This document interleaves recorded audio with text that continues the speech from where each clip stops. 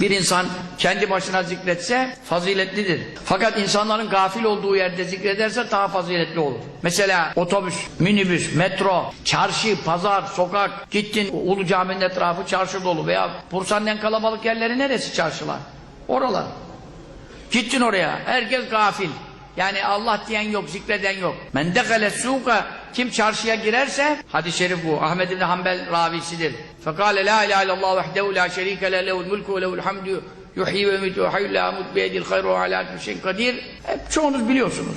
Bu şekilde tevhid zikrini okursa Allah-u Teala ona 1 milyon hasene yazar. 1 milyon. 1 milyon ne demek ya? 1 milyon sırf bununla beraber. Niçin? Burada dese onu 1 milyon hasene demiyor. Kendi başına dese, gece teheccüde dese değil. Camide dese cemaatle değil. Kabe'de dese değil. Çarşıda derse diyor. Niçin çarşıda?